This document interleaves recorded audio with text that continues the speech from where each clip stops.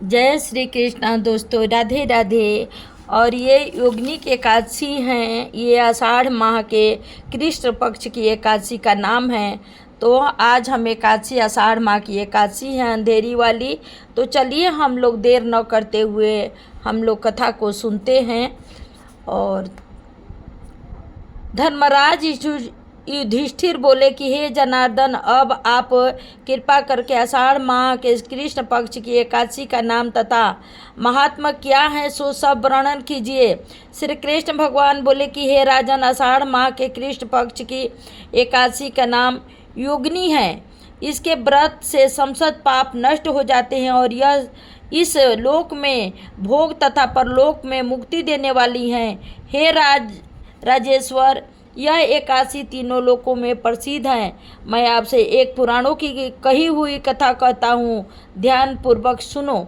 अलकापुरी नाम की एक नगरी में कुबेर नामक राजा राज्य करता था। वह शिव भक्त था। उसकी पूजा के लिए एक माली पुष्प लाया करता था।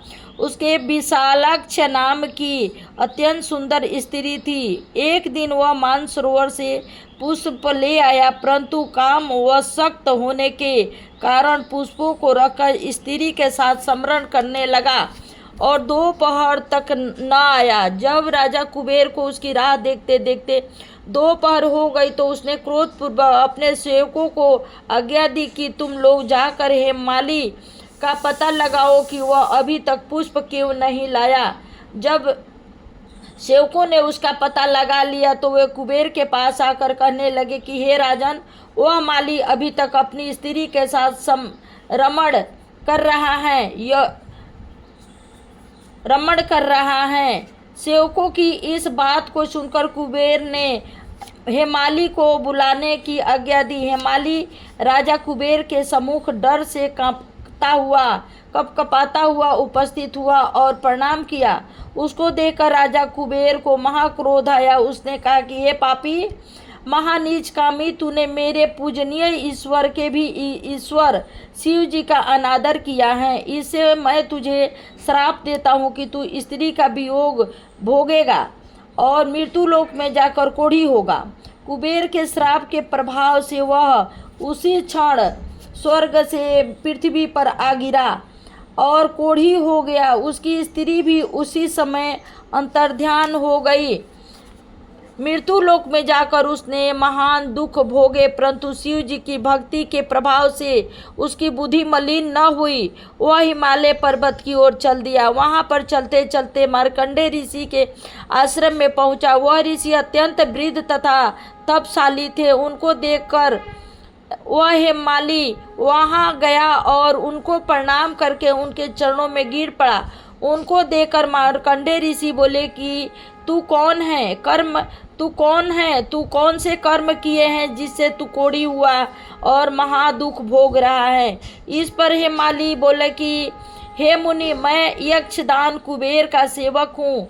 मैं राजा की पूजा के लिए नित्य प्रति पुष्प लाया करता था। एक दिन अपनी स्त्री के साथ विहार करते करते देर हो गई और दोपहर तक पुष्प लेकर न पहुँचा। उन्होंने मुझे श्राप दिया कि तू अपनी स्त्री का वियोग भोग और मृत्यु लोक में जाकर कोढ़ी बन जा तथा दुख भोग। इससे मैं कोढ़ी हो गया हूँ और महान दुख भोग रहा हूँ। अतः आप कोई ऐसा उपाय बतलाइए जिससे मेरी मुक्ति हो जाए।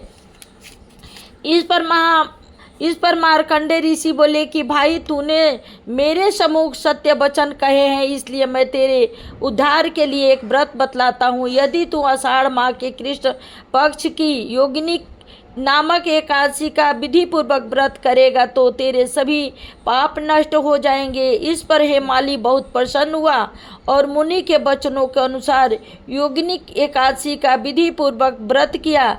इसके प्रभाव से वह फिर अपने पुराने रूप में आ गया और अपनी स्त्री के साथ विहार करने लगा। हे राजन, इस योगिनी एकादशी का फल 88 सहस्त्र ब्राह्मणों को भोजन कराने के बराबर है। इसके व्रत से समस्त पाप दूर हो जाते हैं और अंत में स्वर्ग मिलता है।